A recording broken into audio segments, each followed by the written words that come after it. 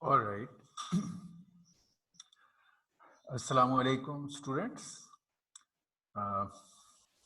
आपको रमज़ान मुबारक हो. Can you hear me, Hamad? Can you hear my voice? Yes. Okay. Yes, sir. Khair Mubarak. Khair Mubarak. Okay. All right. Today is our 12th lecture. Hamad, as you know, for the attendance, you have to enter your registration number and name in the chat part. We don't carry out attendance in this part. That is now the regular feature. Okay. All Yes, right. sir. I know. Okay. अच्छा. पहली बात ये कि before we start for today's lecture, is there any question from our previous contents of the lecture? No? No question? No problem? No, sir. No questions, sir. No question. अच्छा. एक चीज़ ये थी कि हमारे प्रोजेक्ट्स की जो एवेल्युएशन वाला part था उसको नेक्स्ट जो अभी हमारे हैं 3 और 4 प्रोजेक्ट्स, थर्ड प्रोजेक्ट की डेट कल है, 4th की नेक्स्ट वीक. इसके टेस्ट और एवेल्युएशन रूल्स के बारे में हम थोड़ा सा ज़्यादा प्रिसाइज अब हम कर सकते हैं. अभी तक आप लोगों को मैं ये सिखा रहा था कि आप लोग कोड ठीक लिख लेते थे, मगर मुझे ये नज़र आता था कि आप लोग उसकी डीबगिंग में प्रॉब्लम्स थे कि हाउ टू डीबग, अगर पार्शियल है या फॉल्ट है तो डीबग कैसे करना है, जिसका मैंने बताया कि आपको अगर लॉजिकली आपने लिखा है तो इंटरमीडिएट स्टेजेस पर आप प्रिंट करके अपने रिजल्ट्स देखें और एक्सपेक्टेड रिजल्ट से कंपेयर करें और फिर आगे चलें तो आप उसको डीबग कर सकते हैं. दूसरा मेजर पार्ट हमारे एवेल्युएशन के टाइम पे था कि जिसमें हम देख रहे थे कि काम किया हुआ भी है but it is taking a lot of time to demonstrate it in the given time. अब गिवन टाइम ये है कि keeping in view our number and the activity we expect during demonstration, it's on the average a 5 minutes activity. If you have already done the job, you have submitted B1, which means you have implemented it, you have tested. B1 includes कि आपने उसको test की implement किया है, test किया है और उसके टेस्ट रिजल्ट्स जिस तरह आपने उसको टेस्ट करके सेटिस्फाई किया है वो आपने साथ अटैच किए हैं सबमिट करते वक्त. So now we expect that now you are ready and it is only the demo thing which you have arranged already and planned and you do it in that 5 minutes if you have everything else in place.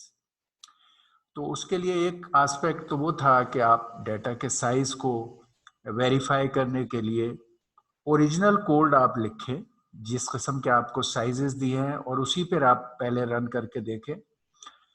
Once it works तो आप फिर अपने बड़े sizes को comment कर ले, वहां मौजूद रहने दें.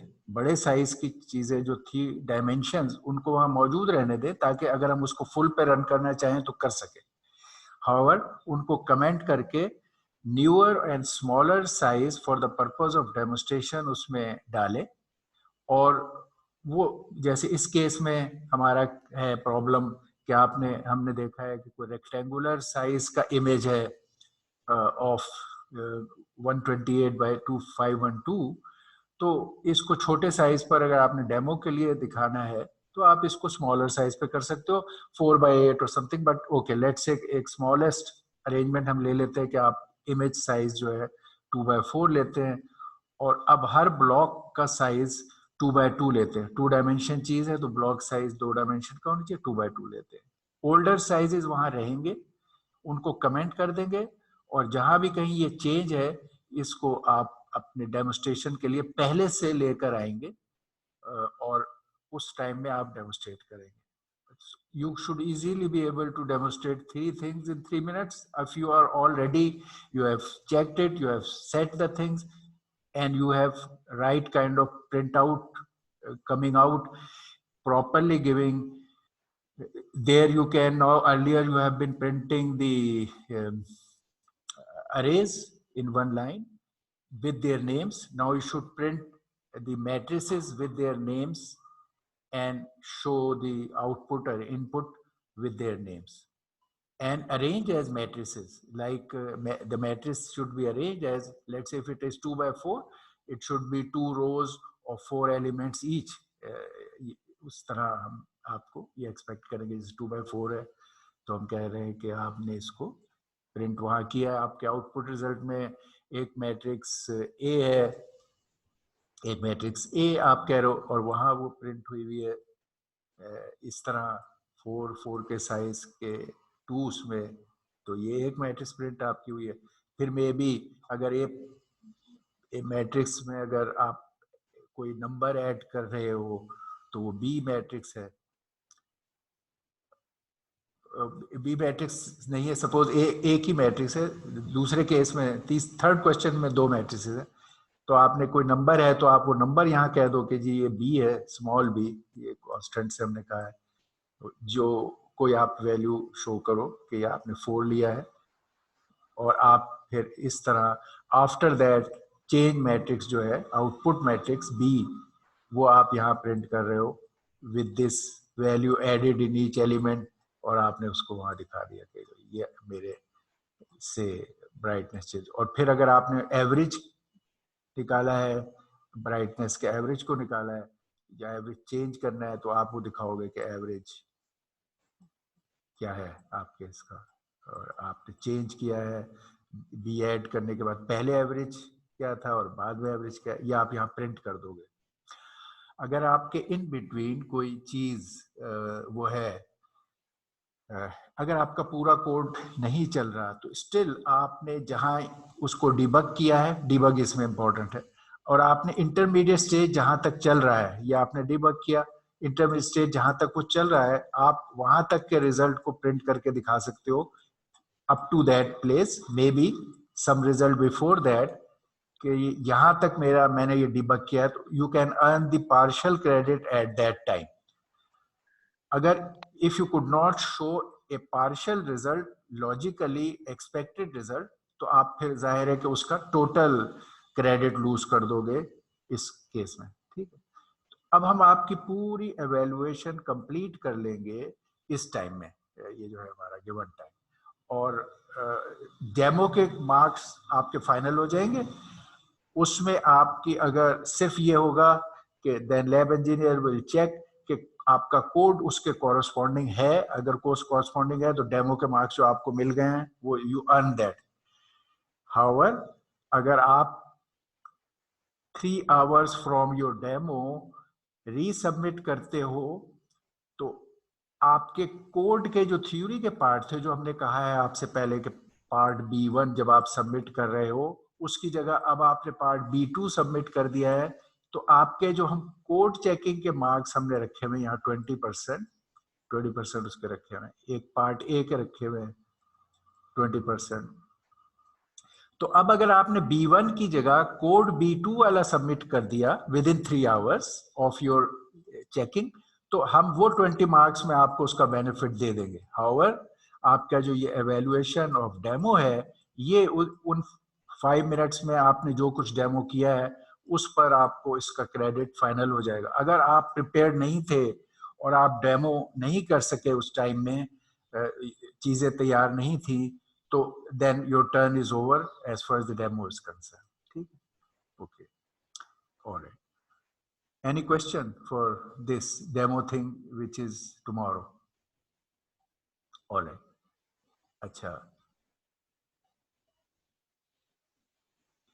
इसमें एक चीज ये स्केलिंग फैक्टर है आपके कल के उसमें, ये इसमें तो आपने नंबर ऐड सबट्रैक्ट करना है, और उसमें यही कि मैक्स मिन वैल्यूज निकालनी है, और इसमें आपने नंबर मल्टीप्लाई डिवाइड करना है, और मैक्स मिन वैल्यू का ख्याल रखना है, मैक्स मिन वैल्यू की लिमिट्स का ख्याल रखना है कि जब आप ऐड करें या मल्टीप्लाई करें और वैल्यू बियॉन्ड 255 चली जाए तो उसको उस रेंज के अंदर लाएं. ये चीज़ें आपने इसमें दिखानी है. ये एक स्केलिंग की चीज थी. Do you have all of you are comfortable with scaling?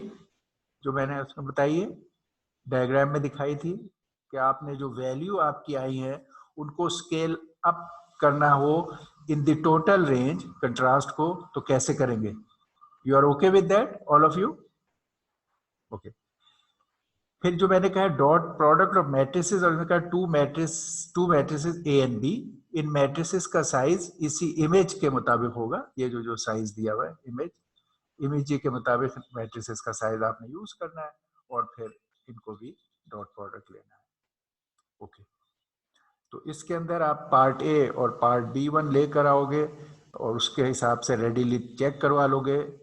और अगर आपने कोई improvement for theoretical part which means इस एवेल्युएशन के पार्ट के लिए करनी है, तो वो विद इन 3 आवर्स सब रीसबमिट कर दोगे. Okay.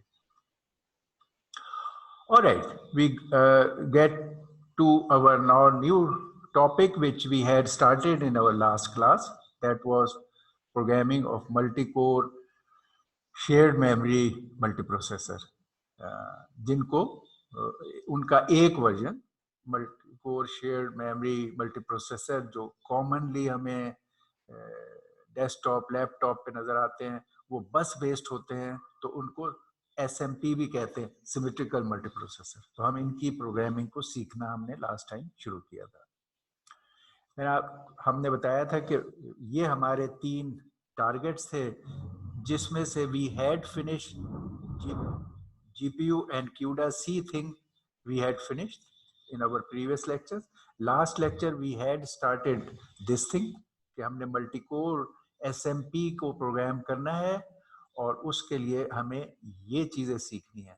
OpenMP was our target, but I said to understand the concepts of multi-core programming, पहले हम थ्रेड लेवल पे POSIX और pthread के कॉन्टेक्स्ट में इसको समझेंगे, और फिर हम OpenMP से कोड भी लिखेंगे. तो लास्ट टाइम मैंने basics of POSIX pthread concepts आपसे डिस्कस किए थे, जिसको मैंने बताया था कि हम इस पार्ट को सूडो कोड लेवल पे देखेंगे. हम इसमें pthread और POSIX की कोड रिलेटेड इश्यूज में हम नहीं जाना चाहते, हम इसके कॉन्सेप्ट्स को देखना चाहते हैं, और फिर कोड हम OpenMP में करेंगे. तो सूडो कोड लेवल पर इन्हें समझने के लिए हमने 2 बातें सीखी, एक फोर्क ज्वाइन और एक लॉक अनलॉक. इनका क्या कॉन्सेप्ट है, इसके बाद जो हमने डिस्कस कर लिए. आज हमें ये चीज देखनी है कि we will take an example, जिसमें हमारी फेवरेट एग्जांपल हमेशा पैरेलल के लिए एक बड़ी सिंपल स्ट्रेट फॉरवर्ड केस होता है, एडिंग ऑफ अरेज, कि हम ऐड करें अरे को. अच्छा, एडिंग ऑफ अरे में हम यहाँ वर्ड हमने पार्टीशन का इस्तेमाल किया है. तो यानी पैरेलल में अगर हम मल्टी कोर से ऐड अरे करेंगे, तो हमें इंफॉर्मेशन को पार्टीशन भी करना होगा. तो ये पार्टीशन का कॉन्सेप्ट हमें देखना पड़ेगा. पैरेलल में ऐड अरे का काम हम कर रहे हैं यूजिंग मल्टी कोर, और उसके 2 वर्जन्स हम सीखेंगे, एक MPMD और एक SPMD. Okay, can somebody recall from our earlier discussions के MPMD और SPMD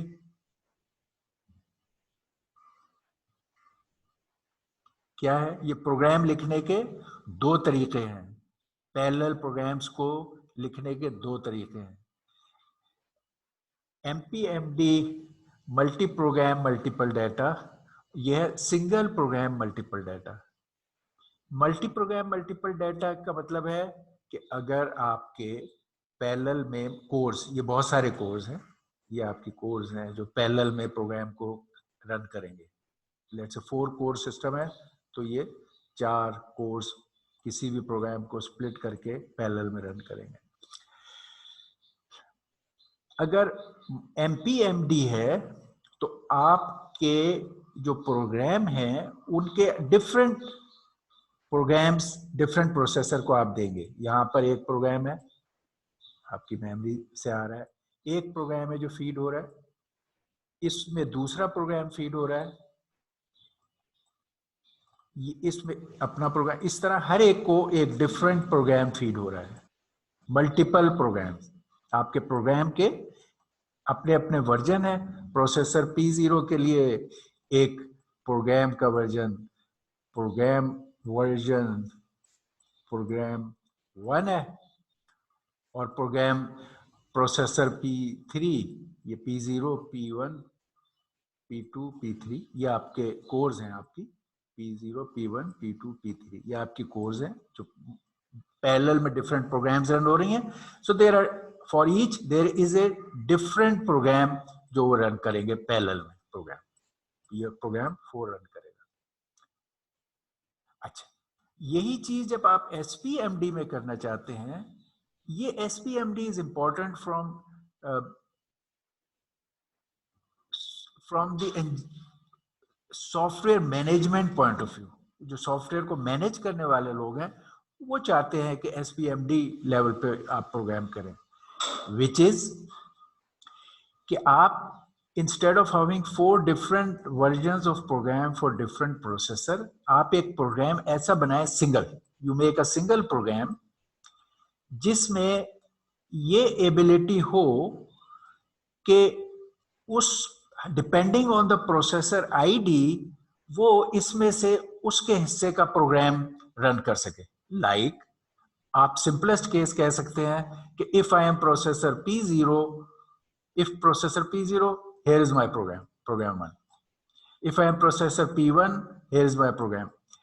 और इस तरह का प्रोग्राम एक लिखें और सारों को सेम वर्जन ऑफ प्रोग्राम दें, इसको भी यही वर्जन ऑफ प्रोग्राम दें और इसको भी यही वर्जन ऑफ प्रोग्राम दें, इसी तरह सबको सेम वर्जन ऑफ प्रोग्राम।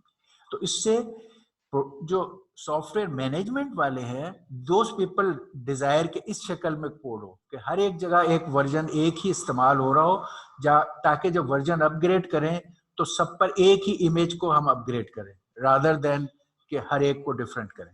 ठीक, लेकिन इनिशियली समझने के लिए या प्रोग्राम लिखने के लिए initially you can write these 4 programs और फिर उनको इस तरह आप इंटीग्रेट कर सकते हैं। तो हम सीखने के स्टेज पे MPMD भी करेंगे, यानी MPMD में प्रोग्राम को लिखेंगे MPMD वर्जन में, और फिर उसको इकट्ठा करके एज SPMD भी लिखेंगे।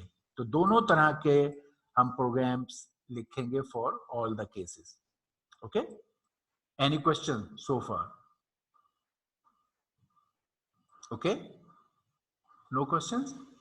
Alright, we continue.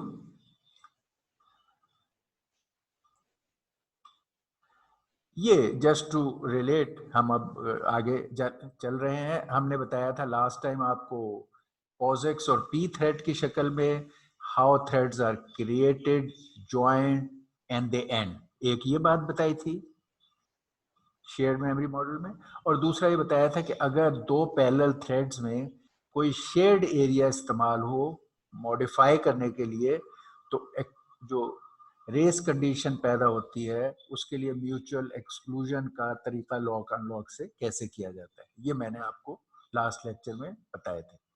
Now we will be using it in this example जो आज हम डिस्कस करना चाहते हैं। और ये एग्जाम्पल हमारी ये है कि MPMD वर्जन हम लिख रहे हैं प्रोग्राम का फॉर ऐड अरे, जिसमें हम P processor shared memory parallel system इस्तेमाल कर रहे हैं, और जिसका मतलब है कि डेटा का साइज हमारा N है और प्रोसेसर का साइज हमारा P है। Data is much larger than processor. हमारे CUDA के केस में जब हमने पैरेलल प्रोग्रामिंग की तो हमने देखा अगर ये अरे था, ये अरे था हमारा A, उसमें हमारे पास there were a large number of threads available थे हमारे पास CUDA में।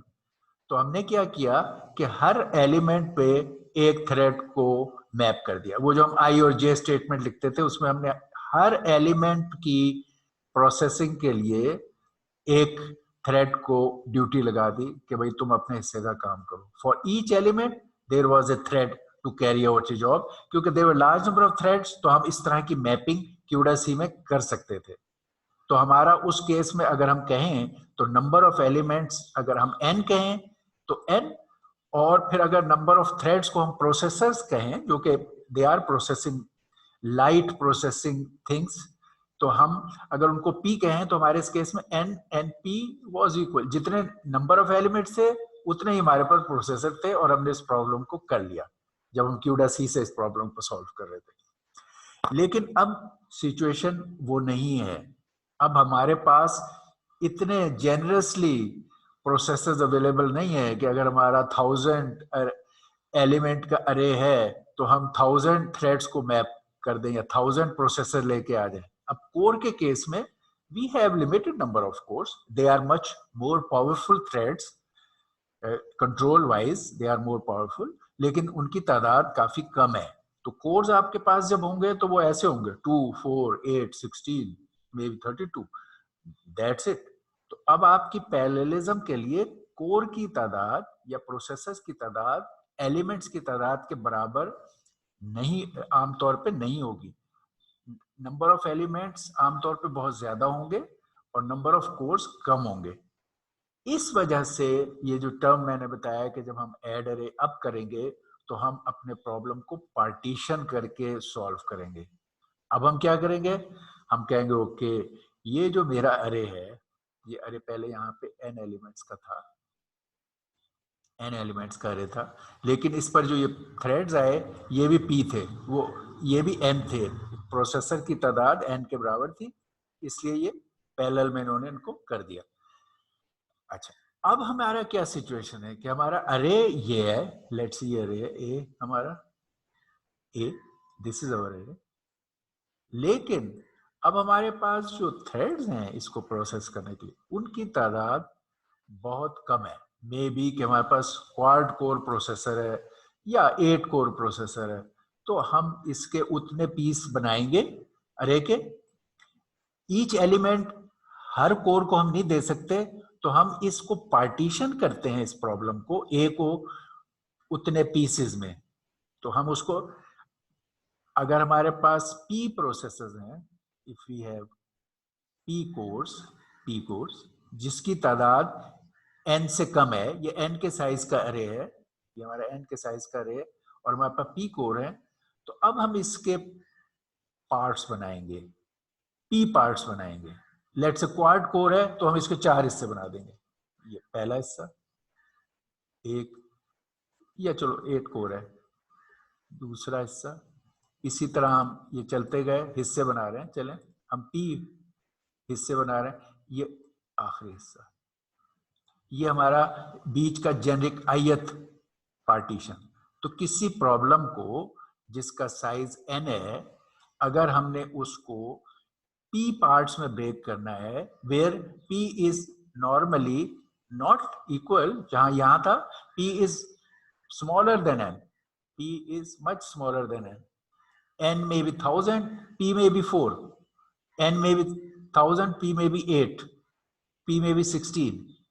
तो इसलिए आप n को पार्टीशन करोगे p पार्ट्स में, p is number of processor, okay, ये आप पार्टीशन कर रहे हो। तो इस केस में प्रॉब्लम को पार्टीशन करके हमें सॉल्व करना है।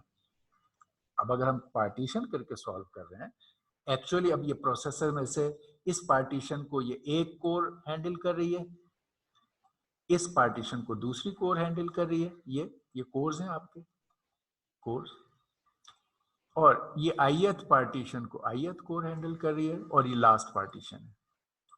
सो आपके प्रोसेसर को अगर हम यहाँ नेम दें, अगर if there are p processors, तो हम इनको नेम दें, हम कहेंगे ये p0 प्रोसेसर है, मेरा p0 प्रोसेसर है, ये p1 प्रोसेसर है, इसी तरह p2, ये मैं कहता हूं ith,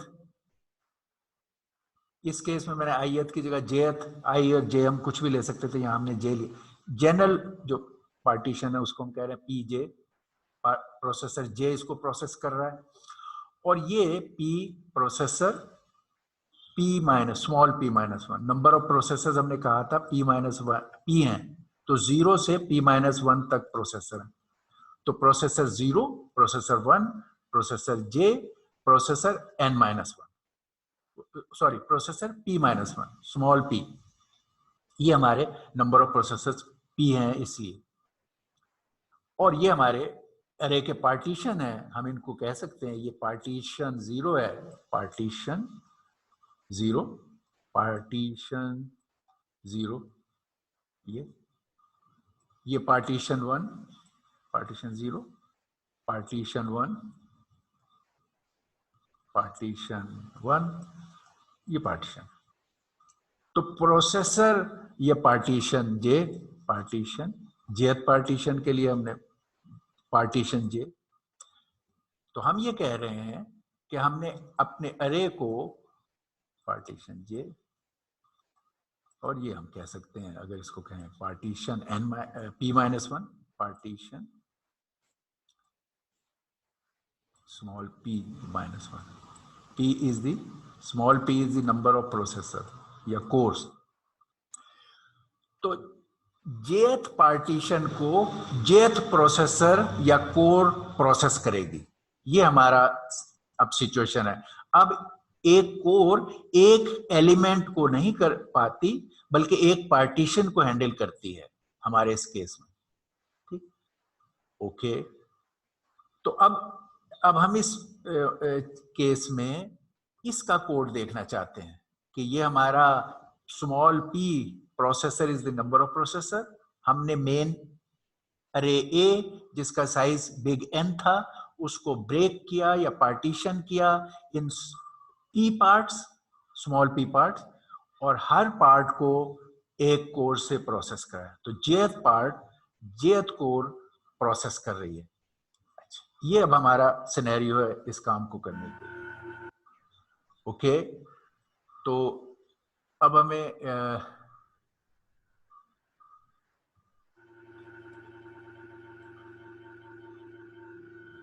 any question so for? Alright yes sir. Sir यहाँ पे मैंने ये पूछना है कि P हमें गिवन होगा पार्टीशन के लिए? जी फॉर जी, एग्जांपल एरे हमारे पास आपने खुद बताया कि एरे 100 है, हाँ अब P हमारे पास होगा। अब मुझे ये सर ये पूछना है, इसके नीचे फॉर लूप लगा हुआ है जो for i = j 2p-1 do, इसका मतलब क्या है? इसका मतलब एक तो हम C++ में ये पढ़ते थे, वो तो होता था कि कंडीशन लग जाती थी, इसमें तो अब मुझे कंडीशन नहीं पता चल रही। ओके, जी जी, तो ये ब्लैक बोर्ड पे कोई कुछ कर रही है। अच्छा अच्छा, ओके। मैं चले पहले first let's take care of that.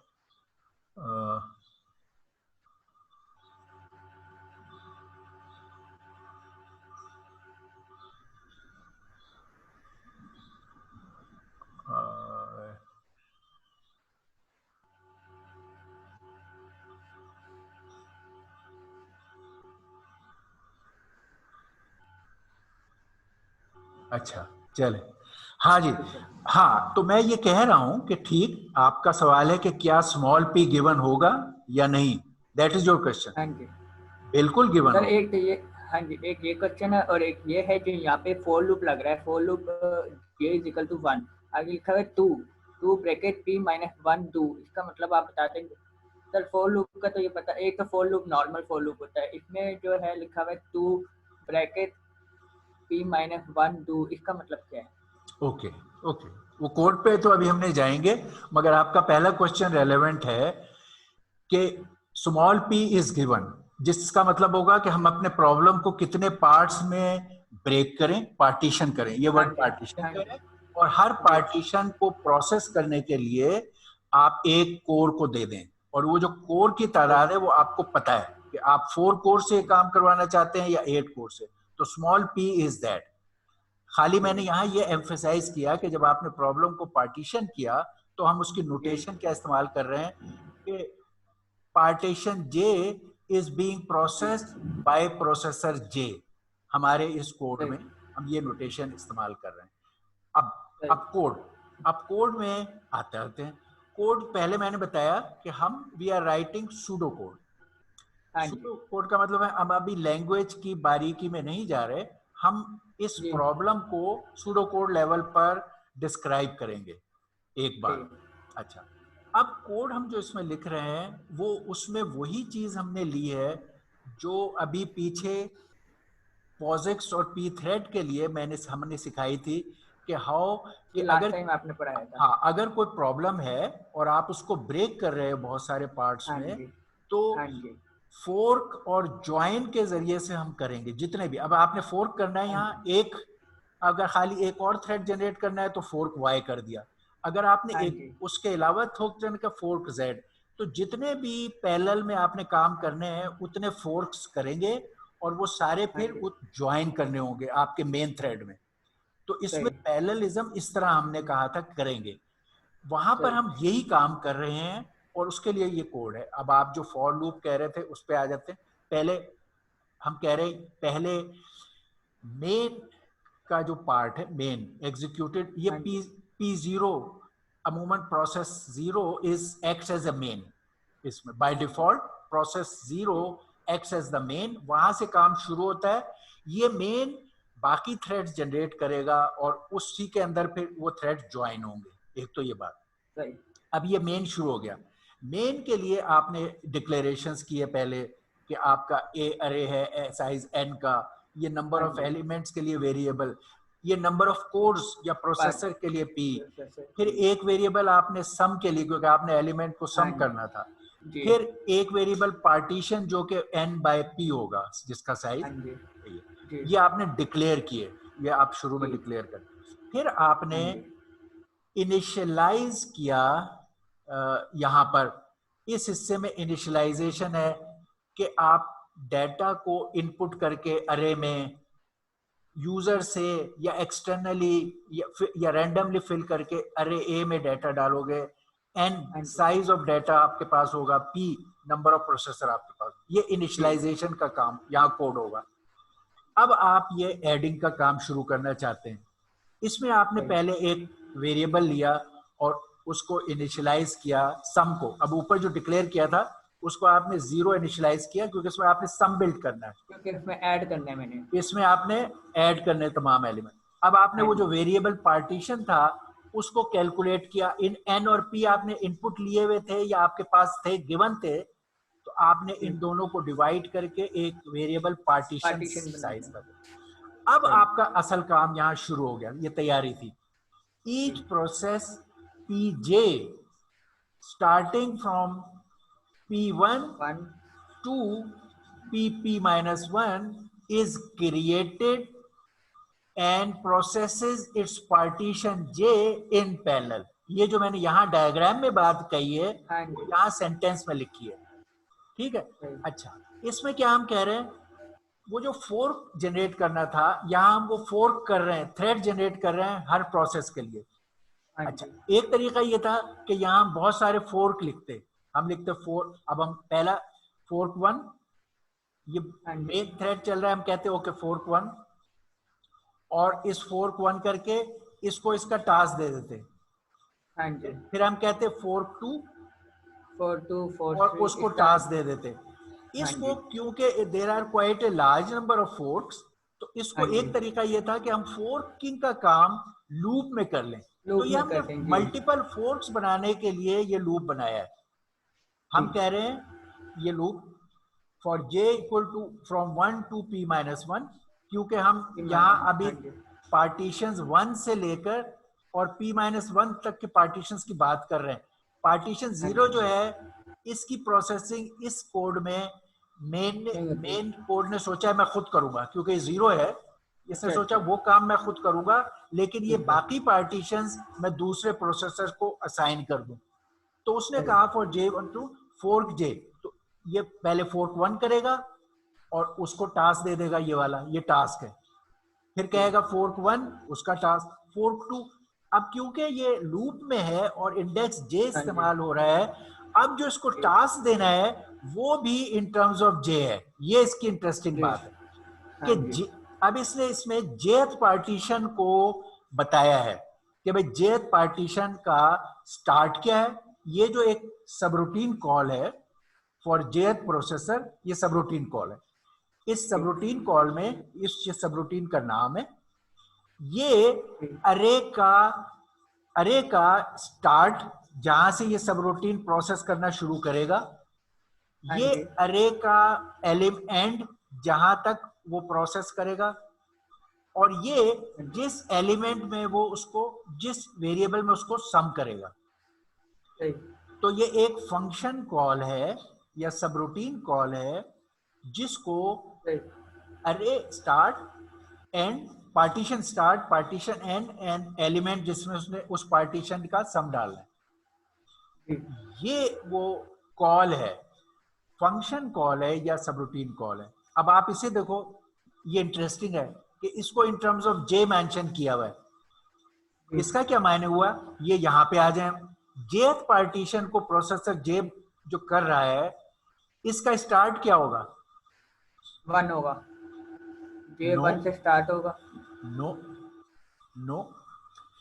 अब यहां से देखते हैं, ये एलिमेंट यहां ये 0 है, ये एलिमेंट 0 है, और ये आखिरी एलिमेंट n-1 है, ये पूरा हाँ इस जी। अरे का साइज, तो आखिरी एलिमेंट n-1 है। ये इनको हमने डिवाइड किया है p पार्ट्स में, तो हर पार्टीशन का साइज जो आपने यहां भी देखा n/p है, तो हर एक का साइज n/p, इस पार्टीशन का साइज भी n/p है, इस पार्टीशन का साइज भी n/p है, हर एक का साइज n/p है, इसका साइज भी n/p है।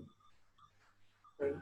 अच्छा, अब इसका मतलब क्या हुआ, पहला जो पार्टीशन है वो कहां तक जाएगा, 0 से लेकर 0 से लेके एंड जो क्या एंड होगा, तक जाएगा। नहीं एंड कुछ भी हो सकता है, जो n हमने नहीं, नंबर दिए होंगे। नहीं n नहीं, पार्ट n/p, बाय 3 n/p -1, -1। सही। इज इट, ठीक है, यस सर।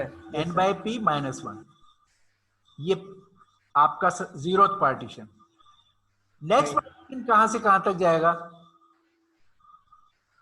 नेक्स्ट इसमें ऐड होगा एक हाँ n, मतलब कि n+1 one, divided by p हाँ -1। हाँ 1n/p से स्टार्ट होगा, ये 1n/p से स्टार्ट होगा, जी। और कहां एंड होगा, -1 2n/p, 2n/p -1, 2n/p 2n/p -1, 2n/p -1। सही। ऐसे ही है। जी सर। तो हम देखते हैं कि क्योंकि n/p का हर पार्ट है, तो हर पार्ट का start 0n/p, 1n/p, 2n/p, 3n/p, तो jth पार्ट जो है उसका स्टार्ट होगा jn/p, ये स्टार्ट होगा j टाइम्स n/p से, ये jth पार्टीशन जी। है, हाँ जी। ठीक है। जी और सर। और क्योंकि इससे अगला पार्टीशन ने शुरू होना है j+1, j+1 n/p पे, j+1 n/p पे अगला पार्टीशन शुरू होना है, ठीक है।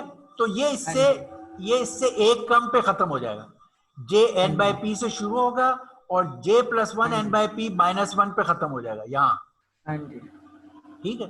जी। ये जी बात सर। मैंने यहां कही है कि jth पार्टीशन के लिए स्टार्टिंग पॉइंट है j n/p, ये partition is n/p, j n/p से स्टार्ट हो और एंड हो हाँ जाए जी। j+1 n/p j+1 n/2 ठीक है, जी सर। ठीक है। और क्लियर ये हो गया। इन एलिमेंट्स को सम वेरिएबल में ऐड कर दे, सही। ये मेन क्रक्स था कि भाई आपने इतने प्रोसेस, हर एक प्रोसेस को अपने हिस्से का पार्टीशन यहां बता दिया। प्रोसेसर 0 जब यहां 0 होगा तो उसको ये बताएगा, ये 0 तो इसमें नहीं है, 1 से 1 आएगा तो 1n/p से शुरू होगा, 2 जो है जी। 2n/p से, और इस तरह ये इसने बहुत सारे थ्रेड्स पैरेलल में जनरेट कर दिए हर कोर के लिए, ओके। सही। Yes sir. अब ये एक चीज रह गई, इसने जब ये फोर्क करने शुरू किए थे तो 1 से किए थे, इसने यहां हाँ से जी। पार्टीशन असाइन किए, इसने 0th पार्टीशन अपने लिए रखा था कि मैं भी, जब ये लोग पैरेलल में कर रहे होंगे काम, मैं भी अपने हिस्से का पार्टीशन ऐड कर लूंगा। यहां पर ये P0 अपना पार्टीशन कह रहा है, ऐड अरे, ये शुरू कर रहा है A0 से, 0 से, और जीरो से पार्टीशन स्टार्ट होगा। n/p partition. -1, जी। 0 से जी n by p माइनस, और सही। आउटपुट ये सम। आउटपुट सम। ठीक है, ओके। Yes sir. ये अपना काम कर रहा है अब ये। अब पैरेलल में ये सारे अपने काम करेंगे और रिजल्ट बना लेंगे। अब वो टाइम आया कि सही। इन सब ने ज्वाइन करना है वापस। ये सही। वो ज्वाइन का स्टेटमेंट है। Now P0 here will wait for all other processes to join।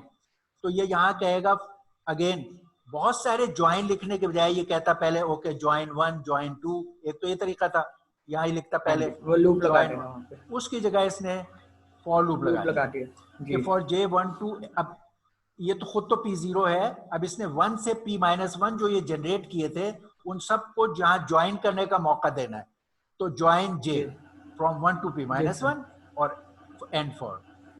ठीक है, जी सर। अच्छा।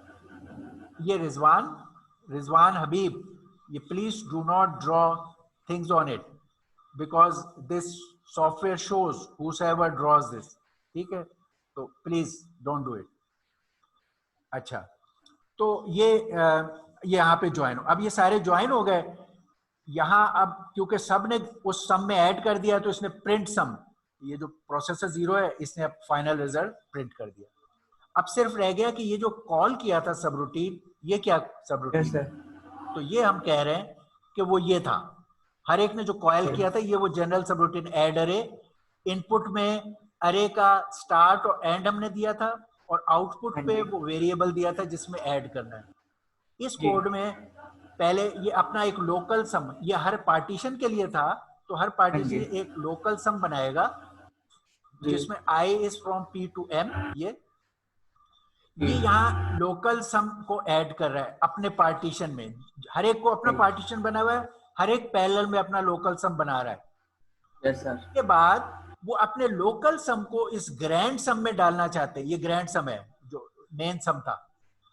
तो जब लोकल सम हर एक प्रोसेसर अब इस ग्रैंड सम में ऐड करना चाहता है, तो ये एक कॉमन वेरिएबल है जिसमें इन्होंने डालना है। इस वक्त वो रेस कंडीशन की सिचुएशन आ रही है। सिर्फ इस वक्त यहाँ पे ये पैरेलल में काम कर रहे हैं क्योंकि अपने अपने पार्टीशन पे काम कर रहे हैं। यहाँ कोई इशू नहीं है रेस कंडीशन का, यहाँ रेस कंडीशन आएगी, इसलिए इसको इन्होंने लॉक और अनलॉक में डाला।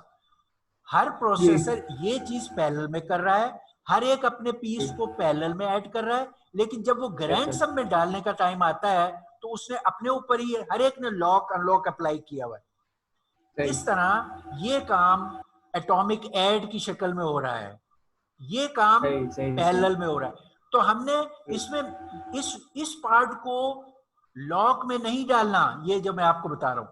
अगर आप इसको भी लॉक में डाल देते आपका कोड चल जाता, मगर आप पैरेललिज्म के बेनिफिट से महरूम हो जाते, क्योंकि ये हर थ्रेड ये पैरेलल में ये चीज रन कर रहा है। आपने हर एक थ्रेड को ये पीस दिया हुआ है। तो हम चाहते हैं फर्स्ट को 1000 का था और देवर 10 थ्रेड, तो हर एक 100 एलिमेंट्स यहाँ पर पैरेलल में अपने अपने 100 एलिमेंट्स पैरेलल में करेगा। ये काम पैरेलल में रहेगा और ओनली एक ऐड का फंक्शन लॉक में चला जाएगा जो सीक्वेंशियल भी हो सकता है किसी वक्त, तो no problem. Okay, yes sir. ये हमारा ये कोड का काम इसका खत्म हो गया इस तरह। Do you any question? We have done MPMD code for adding of an array by using P processor जिसमें n is much larger than P। और ये एक और चीज n mod P 0, इसका मतलब है कि अगर n को आप P से डिवाइड कर रहे हैं तो आपका आंसर तो 0 आना चाहिए। फुल्ली डिविजिबल है। अगर फुल्ली डिविजिबल ना भी हो तब भी हम ये काम कर सकते हैं। हमने इस एग्जाम्पल में ये शर्त आसानी के लिए लगाई है। उससे सिर्फ ये होगा कि जो लास्ट प्रोसेसर है उसके लिए आपको ये जो आपने इंडेक्स बनाए हैं ये डिफरेंट बताने पड़ेंगे, ये वाले। अभी इसकी जरूरत नहीं पेश आई, तो हमने आसान सिचुएशन ली है इस लिहाज से। ओके, अब ये MPMD कोड इस सेंस में है कि इसमें प्रोसेसर 0 का ये कोड है जो हमने बताया, और बाकी तमाम प्रोसेसर का लिए ये कोड है, ओनली दिस कोड। बाकी सबके लिए ओनली दिस कोड है और P0 के लिए ये कोड है। तो there are 2 versions of code, एक P0 के लिए और एक रेस्ट के लिए, नॉट सेम वर्जन। तो मैंने जैसे आपको बताया था कि जब हम कोड लिखते हैं तो हमारी कोशिश होती है कि हम ऐसे तरीके से लिखें कि एक ही वर्जन तमाम प्रोसेसर पे डालें, वो प्रोग्राम मैनेजमेंट के लिहाज से बेहतर होता है। तो अब हम ये कोड सीख चुके, अब हम कह रहे हैं यार इसी कोड को मैं SPMD तरीके से लिखना चाहता हूं, सेम कोड सेम पैरेललिज्म में हासिल करना चाहता हूं SPMD तरीके से। तो ये मेरा SPMD तरीका है। जैसा मैंने बताया कि SPMD तरीका कोई इतना ऑड नहीं है, we can look at it in this way कि हमने MPMD कोड में जो कुछ लिखा है, we can always say, we can write one program, एक प्रोग्राम लिखें, ये SPMD है, हम कहें इस प्रोग्राम में ये लिख दें कि if you are processor, if you are a processor P0, if you are P0, you run this code. सही है। And if you are processor P1, you run this code. P1 हाँ, और इसी तरह any other. अगर आप ये डाल दें तो now you can write one program, ये SPMD प्रोग्राम है, SPMD, जिसमें MPMD के SPMD प्रोग्राम है ये, इसमें MPMD के हर एक के ये अलग अलग इसमें डाल दिए और ये एक प्रोग्राम लिख दिया आपने। तो अब प्रोग्राम वर्जन वाइज ये एक प्रोग्राम होगा, there will be single program जो हर एक पे पड़ा होगा, हर प्रोसेसर अपने हिस्से के कोड को उसमें से चलाएगा। मगर सॉफ्टवेयर मैनेजमेंट वालों के लिए there will be one version of program to be given to all processor. यानी अब आपके अगर ये प्रोसेसर है P0, P1, P2, तो सबको आप ये एक ही प्रोग्राम दे रहे होंगे, हर एक के लिए एक प्रोग्राम होगा। ये SPMD है। तो अब इस प्रोग्राम को लिखने का क्या,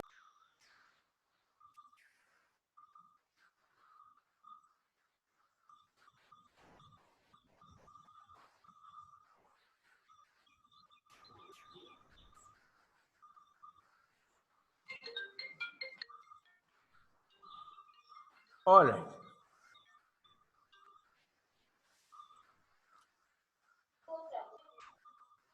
ओके, अच्छा, अब ये हम समझ लिया कि SPMD आराम से हम बना सकते हैं MPMD से। अब हम उसी प्रोग्राम को यहां देख रहे हैं SPMD में। इसमें हमने क्या कहा कि अब ये प्रोग्राम जो है it is executed by all, P0 से लेकर P-1 तक एक ही चीज है जो सबने रन करनी। अच्छा, सब में अब ये डिक्लेरेशन AN है, N, P, सम, पार्टीशन सबने किया। Okay, everybody has declared AN full. अच्छा, अब इसने ये कहा, इसने J में डाला get process ID। There is always a function in parallel systems, there is a code or function available, subroutine available, जिससे कोई भी कोर अपनी ID एक्वायर कर सकती है। सिस्टम विल प्रोवाइड कि भाई तुम्हारी ID ये है, तो ये गेट प्रोसेस ID का फंक्शन रन करेगा हर प्रोसेसर, हर कोर, और J में अपनी वो वैल्यू ID एक्वायर कर लेगा। ओके, ये इसमें वो चीज है जिससे इसको अपनी ID पता चल जाएगी।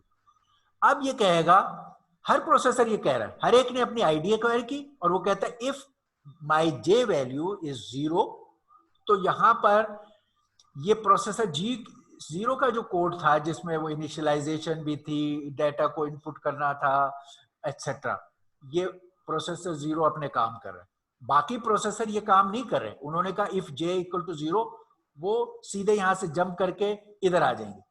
अगर ये प्रोसेसर 0 है तो ये इनिशियलाइजेशन करेगा और फिर इधर आएगा। ये हो गया। फिर सब प्रोसेसर यहां आ गए, सब ने सम को इनिशियलाइज टू 0 किया, सब ने partition equal to N/P calculate किया, और उसके बाद सब ने ये सब रूटीन कॉल एग्जीक्यूट की जो हमने पहले देखी थी। ऑल, सब ने P0 से लेकर P1, हर एक ने ये कॉल सब रूटीन कॉल की। अब कोई डिस्टिंक्शन नहीं है P0 में और P-1 में, J0 होगा तब भी एग्जीक्यूट होगा और 1 से लेके भी होगा। इसके आगे इसमें वो ज्वाइन की बजाय अब एक और अवेलेबल है चीज इसमें, बैरियर का टर्म। बैरियर, जब जो तमाम प्रोसेसर बैरियर ये मेंशन करते हैं, all of them get synchronised at this level. जिस जिसने ये बैरियर कहा हुआ है उस बैरियर पर they will all arrive, only then it will move forward against this barrier. तो ये सारे तो जब बैरियर का काम क्या होता है?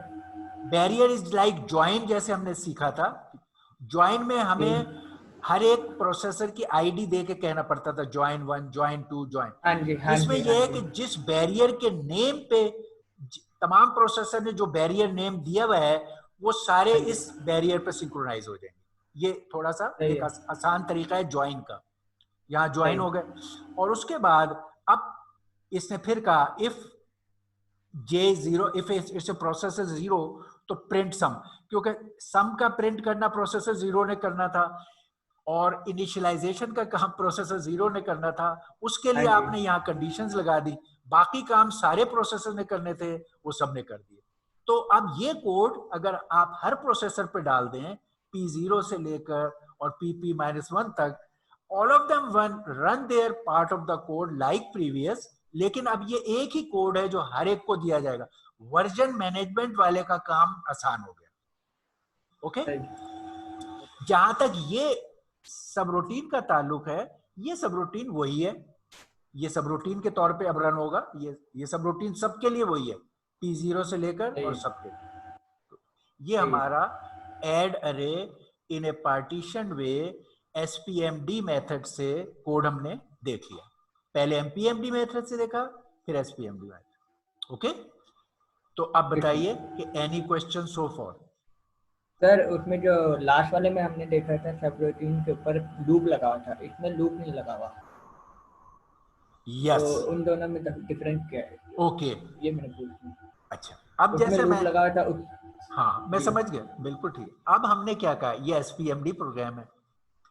पहले क्या था, ये जो यहां से शुरू हुआ था, हम वहां चलते हैं, यहां आ जाते हैं। ये मेन जो था, it started from P0 started running the main. और जब वो इस जगह आया तो उसने ये P0 का मेन चल रहा था, P0 का मेन थ्रेड चला रहा था P0, और P0 जब इस जगह पहुंचा यहां तो इसने फोर्किंग शुरू की, फोर्क 1, फोर्क 2, फोर्क 3, और हर एक को उसके हिस्से का टास्क दिया। तो और फिर इसने ही यहाँ पे इसने अपना कोड, ये क्योंकि ये फोर्क करके सीध में आ गया तो इसलिए इसे अपने कोड के लिए अलग लिखा, इसने अपने कोड के लिए अलग लिखा, हर एक को फोर्क करके उसका टास्क दिया, और फिर इन सबको यहाँ ज्वाइन करवाया, सबको इस जगह से ज्वाइन करवाया, और फिर ये यहां से बाहर निकला।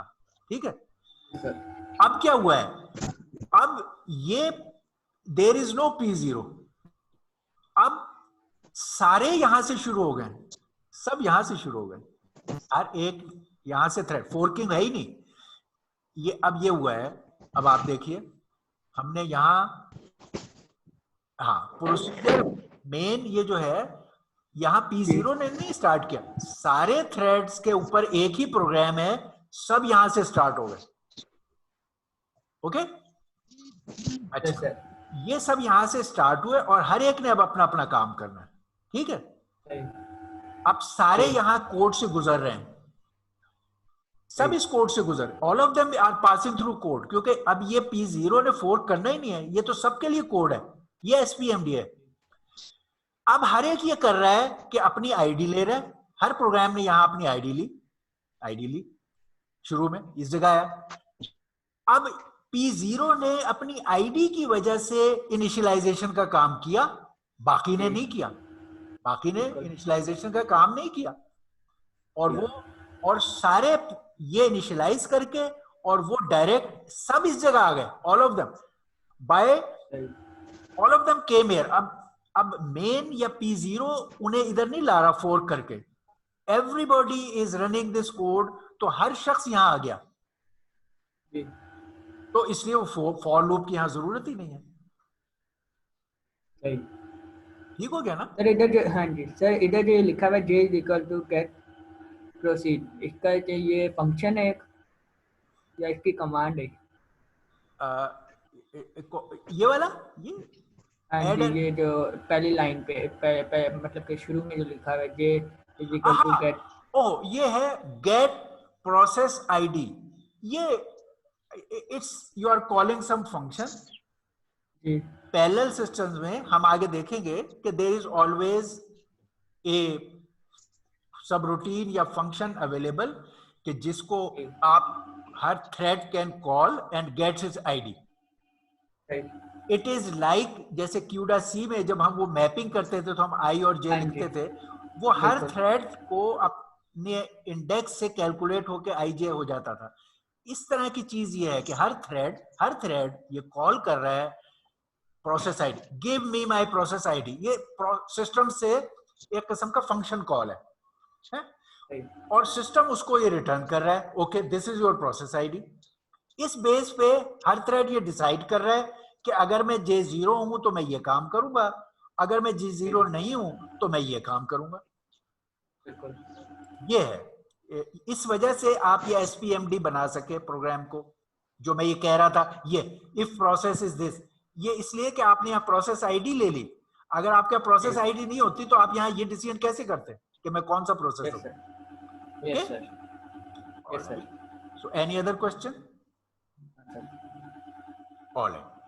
So that takes care of कि how जो threads का concept है POSIX में या P thread में, वो किस तरह threads को fork करके और इन data को partition करके process कर सकता है information को multi-core system. Okay? All right. Now we are in a position कि अब हम यही काम इस OpenMP के जरिए से हम करने के लिए तैयार हैं. All right.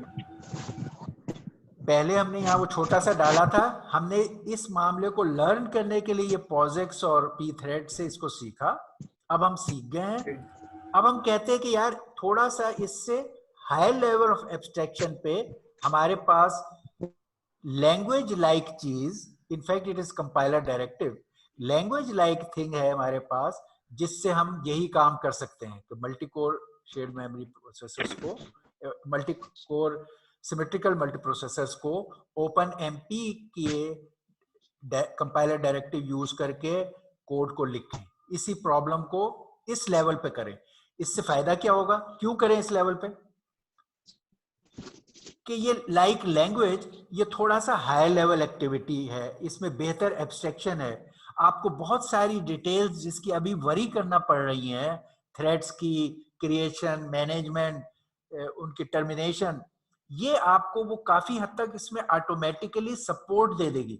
कॉन्सेप्ट वही रहेगा, काम उसी तरह होना है, मगर ये लैंग्वेज लेवल या कंपाइलर लेवल इसमें आपको सपोर्ट मिल जाएगी, आपके कोड को लिखना आसान हो जाएगा. उसको के लिए अब हम कह रहे हैं कि now we are at high level, language के लेवल पे हैं और हम OpenMP यूज कर रहे हैं. Actually OpenMP is a compiler directives level thing है, जो आप जिसमें यूजर पैरेललिज्म को बताता है कि भाई मैं इस तरह का पैरेललिज्म चाहता हूं.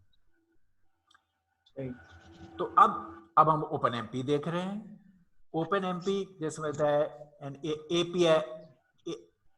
API standard for shared memory multi-threaded parallel programming. APIs हैं, they are application interface जो कहलाते हैं API, वो हैं compiler level पर explicit directive for the compiler level thing. और ये C और C++ का है, directive based, compiler directive based है, C++ के लिए है, और आप एक्सप्लिसिटली प्रोग्रामर जो है वो डायरेक्टिव उसके अंदर लिखता है. और ये shared memory parallelism multi core SMT के लिए. तो ये इसका कॉन्टेक्स्ट है. जैसे मैंने बताया, इसके लर्निंग के लिए 3 मेजर APIs के कंपोनेंट्स हैं. It is comprised of 3 primary API component. 3 इसके मेजर पार्ट्स हैं लर्निंग के लिए. सबसे ज्यादा मेजर, जिस पे हम मेजर टाइम, मेन चीज है कि what are the compiler directives. इनको हम सीखेंगे. ये मेन पार्ट है लर्निंग का.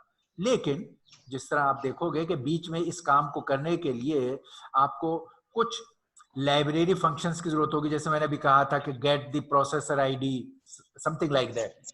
तो आपको इसके लिए रन टाइम लाइब्रेरी रूटीन्स इस तरह के मौजूद हैं इसमें, वो हम देखेंगे। और कुछ चीजें एनवायरमेंटल वेरिएबल, जैसे टॉप लेवल पे एनवायरमेंट के डिफॉल्ट वेरिएबल सेट हों जिनको आपको सेट ना करना पड़े, या जहां से आप एनवायरमेंट लेवल चेंजेस कर सको, तो वो भी एक सहूलत इसमें है। यानी वो डिफॉल्ट मौजूद है और फिर आप नीचे बाय कॉलिंग फंक्शंस उन्हें चेंज कर सकते हो, मगर इनिशियली वो एनवायरमेंट को सेट कर देते हैं। तो ये एनवायरमेंटल वेरिएबल, इन्हें हम देखेंगे। But crux is we learn this compiler directive, जिनके जरिए से how we carry out multi core parallel programming for a multi core system. Okay, इसका जैसे मैंने बताया कि हमने मेन काम डायरेक्टिव पे जाना है, मगर इस जब हम इसके कोड लिखेंगे तो मिनिमम फंक्शन जिसकी हमें जरूरत पड़ेगी वो दो हम इसके पहले देख लेते हैं। ये हमारे लाइब्रेरी फंक्शंस हैं, दो बेसिक लाइब्रेरी फंक्शंस जो हमें जरूरत पड़ेगी, हम उनको पहले देख लेते हैं, जो हम पहले भी यूज करते रहे, इफ यू रिकॉल। उनका यहाँ अल्टरनेट है। एक मैंने अभी ही बताया था जब सूडो कोड में हम देख रहे थे कि you need to get, each thread needs to know its ID. अगर आप एसपीएमडी प्रोग्राम स्पेशली लिख रहे हो तो to get thread ID, core ID, ये फंक्शन है। ओएमपी, ओपन एमपी के लिए इसमें आपको हर जगह ओएमपी नजर आएगा, open MP, OMP underscore get thread number, इससे आप, और ये फंक्शन के वो, तो इस फंक्शन से थ्रेड आईडी मिल जाएगी। एक और फंक्शन है इसमें library function, open MP OMP get number of threads, यानी इस सिस्टम में how many threads are there in available for parallel processing. Is it 4 core system तो 4 आंसर आ जाएगा, 8 कोर सिस्टम तो 8 आंसर आ जाएगा। सो काउंट ऑफ थ्रेड्स आपको अगर चाहिए, वो क्यों चाहिए, इसकी जरूरत कहां पड़ सकती है, आपको पी, सिस्टम में पी देखना है। पी क्या है, अगर आपके पास जो अरे था वो n साइज का था और आपने उसको पार्टीशन करने का कोड लिखना है, तो आप सिस्टम से ही पूछोगे भाई कितने प्रोसेसर हैं, और फिर n/p और वो सब काम कर लोगे। और ये जब आप एसपीएमडी कोड लिख रहे थे और उसमें कह रहे थे कि if I am J I will do this, तो ये उसमें काम आएगा। तो ये दो जगहों पे आपको जरूरत है, ये हमने इसमें देख लिए कि मौजूद है। Yes sir. अब अगर हमें इसका पता है तो अब हम कह रहे okay let's learn the compiler directive कि वो क्या चीज है। कंपाइलर डायरेक्टिव के लिखने की एक स्टैंडर्ड फॉर्मेट है, उसके 3 हिस्से हैं कंपाइलर डायरेक्टिव। एक ये हैश डालना है हमेशा, जब भी कंपाइलर को डायरेक्टिव दिया जाता है तो ये एक हैश आपको इस्तेमाल करना पड़ता है। हैश और प्रेगमा ये शो करता है इट्स ए कंपाइलर डायरेक्टिव आपके उसमें। अब ये directive is dealing with open MP, तो यहाँ पर तो हमेशा ओपन एमपी के लिए जब आप ये कोड लिख रहे होगे फॉर द कंपाइलर, तो हैश प्रेगमा ओएमपी ये ग्रीन चीज हमेशा as a pre of your directive मौजूद होगी, it will be always be there. ये रिकॉग्नाइज कर रहा है कि ये ओएमपी का कंपाइलर डायरेक्टिव है। इसके बाद ये रेड में जो मैंने लिखा है, यहां आप उस डायरेक्टिव का नेम देंगे, व्हाट इज द डायरेक्टिव। जैसे एक डायरेक्टिव इसमें है पैरेलल, जो ये कहता है okay I want to use so many threads in parallel to solve this problem, तो उसके लिए डायरेक्टिव का नाम है पैरेलल। इसी तरह बहुत से नाम है, हम वो सब कुछ मेन से सीखेंगे, तो यहां वो नेम ऑफ द डायरेक्टिव। फिर तीसरा पार्ट उसका है क्लॉज लिस्ट, कि जो आप डायरेक्टिव दे रहे हो, जैसे फंक्शन कॉल होती है उसके आगे उसके पैरामीटर्स होते हैं, इसी तरह ये जो डायरेक्टिव है इसके जो पैरामीटर्स हैं वो आप क्लॉज लिस्ट में देते हो इसके आगे। ये क्लॉज लिस्ट यहां आपने इस शक्ल में दी है, कोड लिखते वक्त यहां ये one after the other with a gap, single gap आप लिस्ट कर देते हो, as many as you need for that case. तो ये डायरेक्टिव, उसके आगे पैरामीटर्स फॉर दैट डायरेक्टिव। ये तरीका है किसी भी डायरेक्टिव को ओपन एमपी में कहने का। ओके, फिर ये यहां ये बता रहे हैं कि ये directive thing can also be recursive या नेस्टेड कि एक डायरेक्टिव में दूसरा डायरेक्टिव भी नेस्ट हो सकता है, और जैसे फॉर लूप होते हैं दैट इज ऑल्सो अलाउड। तो ये हमने बताया डायरेक्टिव के पार्ट्स कि क्या होते हैं। अब हम एक सिर्फ बेसिक डायरेक्टिव जो पैरेलल का काम करे उसको देखना चाहते हैं, जो अभी हमने एक प्रोग्राम लिखा था उसके कॉन्टेक्स्ट से। अच्छा, तो ये है पैरेलल का डायरेक्टिव जिसका मैं जिक्र कर रहा था। इसमें वही लिखा आपने hash pragma omp as a pre, यहां डायरेक्टिव का नाम है पैरेलल, और इसके आगे इसकी क्लॉज लिस्ट होगी। क्लॉज लिस्ट में बहुत सी बातें होती हैं जो हम देखते हैं कि एक कितने प्रोसेसर और क्या डाटा के टाइप्स वो यहाँ दी जाती हैं, वी विल सी दैट। मगर ये डायरेक्टिव देने के बाद this directive is applicable to next structure block, यानी इस डायरेक्टिव के आगे जो भी ब्लॉक है, एक ब्लॉक, ये डायरेक्टिव उस पर अप्लाई होगा। यानी इस स्ट्रक्चर ब्लॉक को ये सारे थ्रेड जो आपने यहाँ बताए हैं वो इसको पैरेलल में एग्जीक्यूट करेंगे। ये इसकी अरेंजमेंट है। अच्छा, अब जब आप शुरू करते हो तो आप OMP का प्रोग्राम एक स्टार्ट हुआ, वो सीक्वेंशियली चलता है जब तक कि उस प्रोग्राम को पैरेलल का डायरेक्टिव ना मिले। शुरू में आप जब स्टार्ट हुए तो एक प्रोग्राम था, वो सीक्वेंशियली चल पड़ा। जब पैरेलल डायरेक्टिव आएगा तो ये पैरेलल में इसके बहुत सारे थ्रेड्स बन जाएंगे और वो काम पैरेलल में होगा। फिर ये काम पूरा हो गया पैरेलल का, फिर ये सीक्वेंशियल में चलेगा।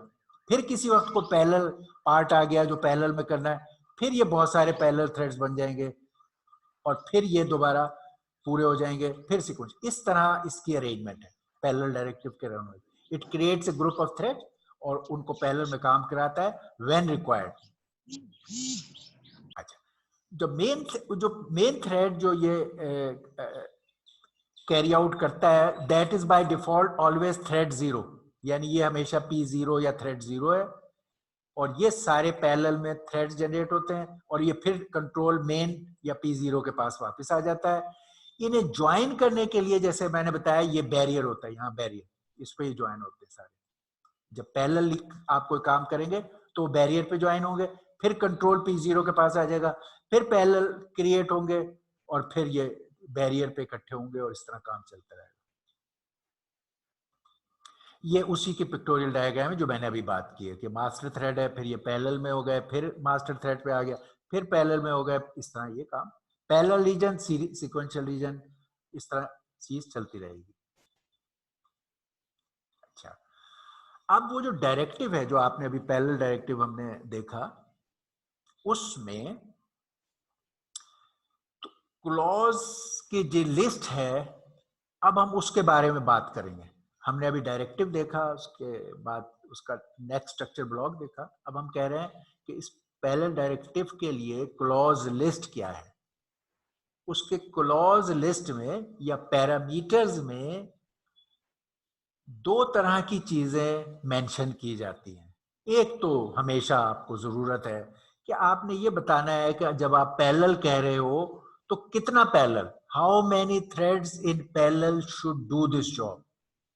इसको लिए आप कह सकते हो डिग्री ऑफ कंकरेंसी, कि कितने पैरेललिज्म, कितना पैरेललिज्म, कंकरेंसी की डिग्री क्या है।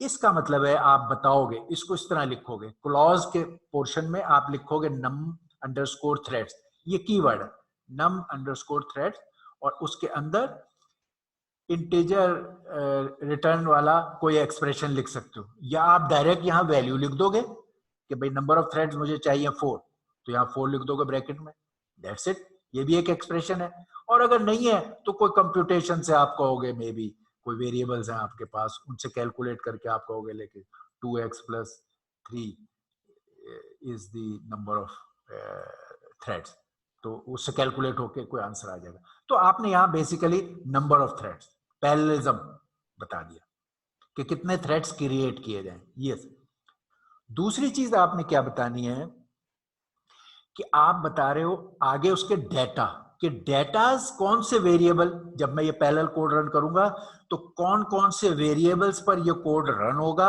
और वो वेरिएबल्स की टाइप क्या होगी, किस नेचर के वेरिएबल्स होंगे। ये इसको हम कहते हैं डेटा हैंडलिंग का पार्ट। एक कंकरेंसी, डिग्री ऑफ कंकरेंसी, एक डेटा के हैंडलिंग के लिए टाइप।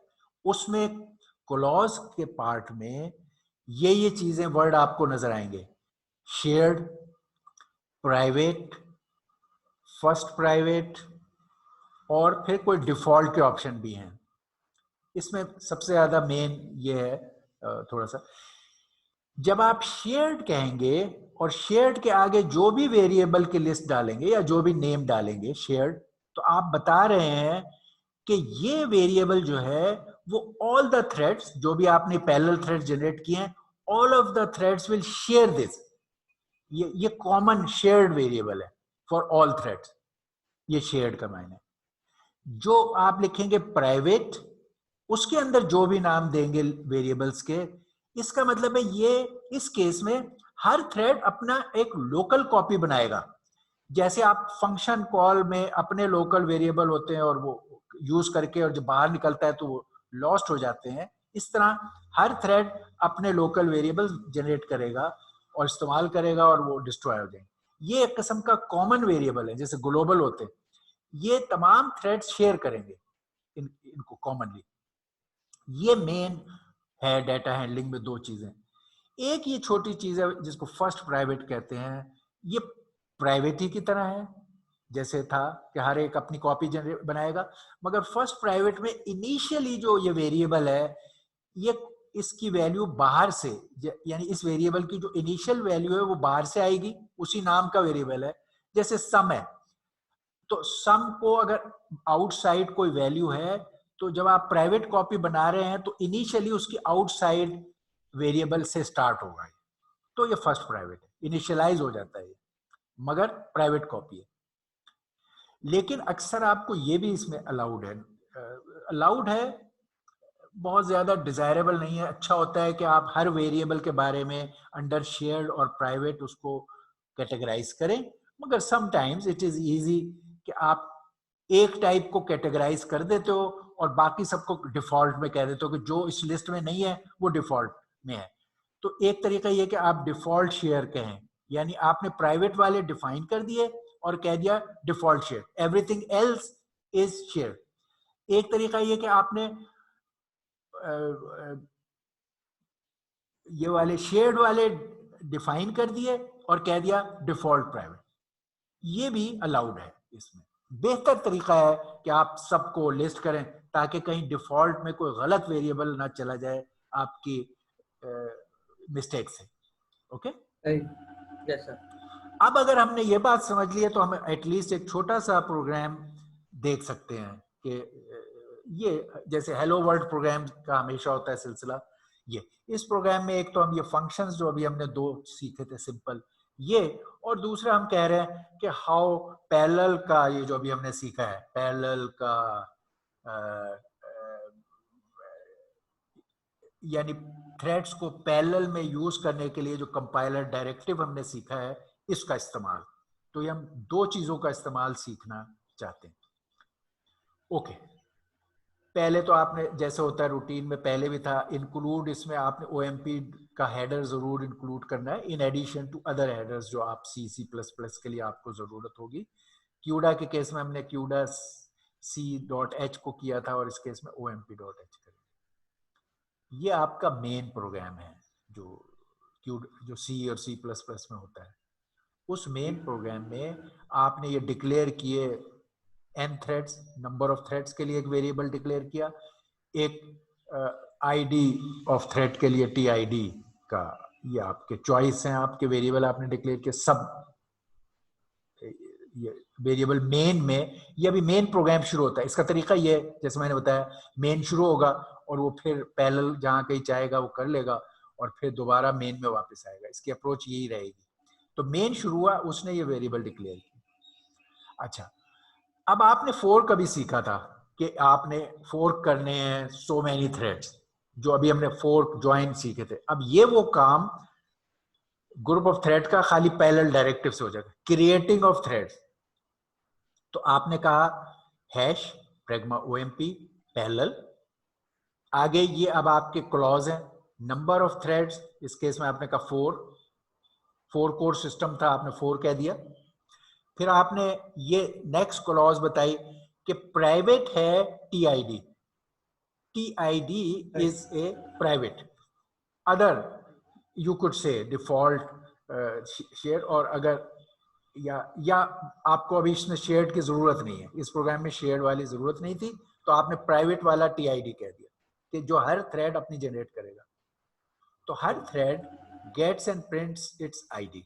इस प्रोग्राम का मकसद ये है कि हर thread should get and print its ID, और जो मेन थ्रेड है वो प्रिंट करे टोटल नंबर ऑफ थ्रेड्स। ये है ये प्रोग्राम। तो पहले टीआईडी में ये फंक्शन, अब क्योंकि देखिए यहां पर क्योंकि ये पैरेलल डायरेक्टिव कॉल हो गया है, तो अब ये जो ब्लॉक है, ये स्ट्रक्चर जो नेक्स्ट ब्लॉक है यहां से और यहां तक, ये पैरेलल में रन होगा। ये सारे थ्रेड्स इसको पैरेलल में रन करेंगे। ये इसके अगेंस्ट हमारा ये है, इस ब्लॉक, ये मेन का था, हाँ यहां तक ये एक पैरेलल के बाद एक स्ट्रक्चर या एक ब्लॉक है जिसको सारे थ्रेड्स ने पैरेलल में रन होना। तो अब हर थ्रेड यहां आया, उसने ये फंक्शन कॉल किया, और उसके लोकल कॉपी ऑफ वेरिएबल में उसका टीआईडी आ गया, और उस थ्रेड ने प्रिंट किया hello world from thread equal to ये उसका फॉर्मेट, और यहां क्या प्रिंट हुआ, टीआईडी। उसने हर थ्रेड ने अपनी आईडी प्रिंट कर दी, ये सेंटेंस प्रिंट कर दिया। ओके, अब जब यहां से निकलकर आए, सारे थ्रेड्स इस जगह आ गए क्योंकि ये ब्लॉक सब पैरेलल में चला रहे हैं, तो इसलिए अब इसने कहा ये एसपीएमडी की तरह ही प्रोग्राम काम कर रहा है। सारे थ्रेड क्योंकि यहां आ गए, सारे जो हैं टोटल नंबर ऑफ थ्रेड्स हम नहीं चाहते कि सारे प्रिंट करें, हम कहते हैं कि टोटल नंबर थ्रेड्स खाली ये प्रिंट करे, ये जो है एक थ्रेड। तो हमने कहा इफ टीआईडी इज 0, तो फिर get number of threads in n threads, ये एक खाली कर रहा है, प्रोसेसर 0 कर रहा है, और वो प्रिंट कर दे नंबर ऑफ थ्रेड्स में n थ्रेड को प्रिंट कर दे। तो हमने देखा ये पूरा ब्लॉक सारे थ्रेड्स ने चलाया, थ्रेड 0 ने भी चलाया, सबने चलाया। सारे जब यहां आए, यहां एक कंडीशन की वजह से ये पार्ट थ्रेड 0 ने चलाया, और फिर ये यहां पर खत्म हो गया। अच्छा, अब इंटरेस्टिंग बात ये है कि अब जब ये पैरेलल के बाद जो ब्लॉक था, जब ये खत्म होगा, तो all threads will join the master thread, जैसा कि बैरियर हमने पीछे सीखा था पॉजिक्स और उसमें, और दे विल टर्मिनेट, और only master thread will survive to continue as a serial part. इससे आगे मास्टर थ्रेड कंटिन्यू करेगा। यहां पर इधर इसमें यहां से मास्टर थ्रेड आया था, यहां ये सारे पैरेलल में, यहां से ऑनवर्ड पैरेलल में रन हुए, सारे ये सब पैरेलल में रन हुए, और यहां आकर दोबारा खुद ब खुद ये ज्वाइन हो गया। इस ब्लॉक के एंड होने की वजह से वो जो ज्वाइनिंग बैरियर का काम था, या ज्वाइन और बैरियर, वो ऑटोमेटिक हो गया। क्रिएशन इस स्टेटमेंट से हो गया, और ज्वाइन इस ब्लॉक के एंड से हो गया। You don't have to write generate और ज्वाइन इंस्ट्रक्शंस फॉर दिस। तो very neat, very simple. Any question for this? Sir मेरा क्वेश्चन ये है कि ये कंपाइलर है, ये हम किस पे चलाएंगे? एक तो हमने पहले क्यूडा में किया था, जी जी, तो एक तो आपने वेबसाइट बताई थी, उस वेबसाइट करने ये इसके लिए हमें एक सॉफ्टवेयर डाउनलोड करना पड़ेगा या उसी के अंदर इस्तेमाल? ओके, ये है कंपाइलर फॉर C++। आप compiler which has the provision for OMP, अक्सर कंपाइलर में वो मौजूद होगी, बट यू विल चेक कि this compiler has provision for OMP, यानी ये OMP के डायरेक्टिव को पहचान सकता है। मैनी कंपाइलर, OMP ये ओपन MP के लिए है ना, कि क्या ये कंपाइलर ओपन MP के डायरेक्टिव को पहचान सकता है? Most of the compiler will, but you have to make sure. और हम उस पर आपको थोड़ा सा और एडिड डिटेल भी प्रोवाइड कर देंगे आपके उस पर, ये जो है लैब के उस पर। ठीक है। Yes, sir. तो Okay. और यस, और ये कंपाइलर जो है इन डायरेक्टिव्स को जब आप ये कोड लिखोगे तो कंपाइलर लेवल पर ये डायरेक्टिव्स पहचाने जाएंगे और वहां पैरेललिज्म क्रिएट हो जाएगा और आपके ये पैरेलल में रन होगा। हम will provide you that detail about the compiler aspect on your lab thing, ठीक है। Okay, sir. Okay, although our next part was this reduction, one more capability जो अभी हमने की सीखी है, मगर अब क्योंकि हमारा टाइम पूरा हो गया तो we may stop here. Next time we will discuss कि ये रिडक्शन क्लास ओपीएमपी में क्या है और किस तरह हम चीजों को जो इकट्ठा करते हैं वो काम कैसे किया जाता है। But as we already have finished tour and this is going to end our session, so we'll see you next time. Any question what you have learned? Sir मेरा है एक प्रोजेक्ट के रिलेटेड है। जी जी सर प्रोजेक्ट में आपने दिया है party में दिया है। एक में तो आपने कहा कि जी हमने ब्राइट मेजर करना है। ब्राइट मेजर में तो ये होगा कि सबको ऐड करके एवरेज निकालना है, वो तो निकल इसका एवरेज निकालना है, वो हमारा निकल आएगा। दूसरा आता है, उसमें आता है कि जी आपने दिया हुआ है कंट्रोल, हाँ जी ये है, इसमें दिया हुआ है कंट्रोल ब्राइटनेस। कंट्रोल ब्राइटनेस में आपने दो चीज़ें मांगी हैं, एक कह रहे हैं कि एडिटिंग करो, मतलब कि ऐड करो, और एक सब्ट्रैक्ट करो ऑफ अ फिक्स नंबर। अब मुझे फिक्स नंबर सर समझ नहीं आ रहा, फिक्स नंबर हमने अपनी तरफ से देना है या ये हमने मेजरमेंट ब्राइटनेस से लेनी है? हाँ, आप ब्राइटनेस आपके टोटल लेवल की रेंज है 256 यानी 0 से 255, ठीक है। हाँ जी। उसको आपने चेंज करना है तो आप कोई value of 10, 15, 20 you can, be will be a, ये वो है जो कंट्रोल के लिए इस्तेमाल हो रहा है। B will be that value जो आप चेंज के लिए इस्तेमाल करो। तो यस, आप अपनी मर्जी से टेस्ट के लिए कोई वैल्यू ले लोगे 10, 12, 15, 20, 30 जी। और फिर ये ख्याल रखोगे यहाँ जो मैंने कहा है मस्ट कैटर फॉर मैक्स में, कि जब ऐड करो या सब्ट्रैक्ट करो तो आप देखो कि आप मैक्सिमम और मिनिमम के अंदर करना है। अदरवाइज वो लिमिट की वैल्यू आप डालोगे इसमें, ठीक है। और ये सर इसमें हाँ जी जी जी पूछिए। सर इसमें एक और है जो आपने मांगा है, एडिंग और सब्ट्रैक्टिंग, ये हाँ। दोनों करने हैं या इनमें से एक करना है? यार वो जैसे हम लास्ट टाइम भी करते रहे हैं कि आप इसमें तो कोड चाहिए नहीं, बी की वैल्यू जो है it can be A plus value और माइनस वैल्यू, वो खुद ही आप खाली ऐड करो, और बी की वैल्यू जो है it can be A plus value और ए माइनस वैल्यू, तो से it works for anything. Do you understand that? आपका बी एक ऐसा नंबर है जो प्लस भी हो सकता है और माइनस भी हो सकता है, तो आपके कोड में तो खाली ऐड भी होगा तो इट विल वर्क, ठीक है। Okay.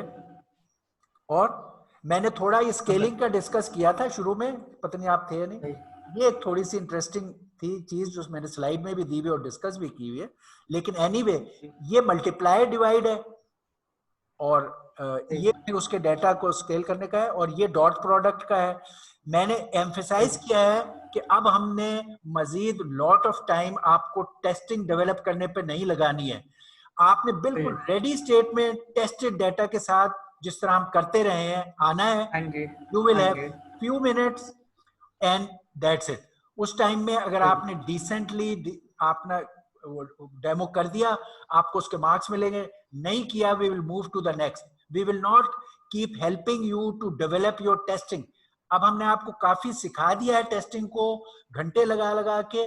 Now you should come very ready. आप तीनों चीजें अपने टेस्टेड, पहले से जो आपने टेस्टेड डाटा है उस पर हमें डेमो करें और जाएं।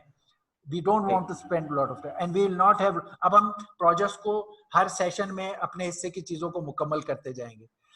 आपकी अगर आपने पार्शियल को भी एवेल्युएट करवाना है तो उसके लिए भी आप इंटरमीडिएट नोन रिजल्ट हमें दिखाओगे वहां पे जो आपने प्रिंट स्टेटमेंट से किया होगा, और बताओगे कि ये यहाँ तक ये रिजल्ट है, हम उसको बाद में चेक कर लेंगे ये रिजल्ट यहाँ तक ये होना चाहिए कि नहीं।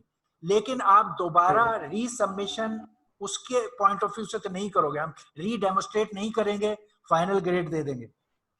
हाउएवर जो आप करेक्शन करोगे या कंप्लीशन करोगे तो आप आफ्टर टेस्टिंग 3 आवर्स के बाद आप एक रीसबमिशन एज B2 कर सकते हो, जो आपकी जो बी की जो एवेल्युएशन है 20% उसमें इंप्रूवमेंट ला सकते हो। यानी अगर आपने B1 में कोड सबमिट किया था और 3 घंटे बाद आप B2 का कोड सबमिट करोगे तो वो जो 20% है वो आपके बेहतर हो जाएंगे, लेकिन डेमो आपका फाइनल हो जाएगा इन 5 मिनट्स में।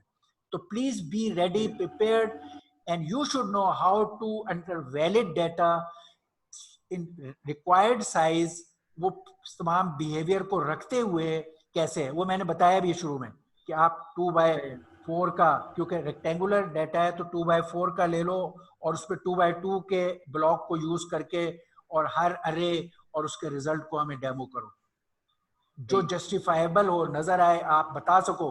आप बताओगे कि सर ये इस तरह है और ये सही है, हम नहीं आपको बिल्ड करके डाटा देंगे। Okay, alright, so that's it, we can now finish our session. हमारा टाइम हो गया है, isn't it? Okay sir. Sir एक और है इसमें, मुझे क्रिप्टोग्राफी का पूछना है, वो उसके लिए आप फ्री टाइम आज मतलब कि आज आप उसकी अवेलेबल होंगे? अच्छा, क्योंकि उसके बारे में, क्योंकि अभी हमारी क्लास है 12 बजे किसी कोई और सब्जेक्ट की, क्रिप्टोग्राफी का कुछ पूछना है। ओके, तो क्रिप्टोग्राफी जैसे आज हम हर क्लास में आपको प्रोजेक्ट का मौका फुल देते हैं, क्योंकि हम कह रहे हैं आपको सिखाते हैं हम प्रोजेक्ट ड्यूरिंग क्लास और आपसे उस वक्त एक्सपेक्ट करते हैं। तो अब मेरी कल क्लास है क्रिप्टोग्राफी की, you in the beginning you ask all that जो आपको उसके बारे में पूछना है, that is part of our lecture, ठीक है? Okay sir, okay sir, okay, alright, okay, अल्लाह हाफिज।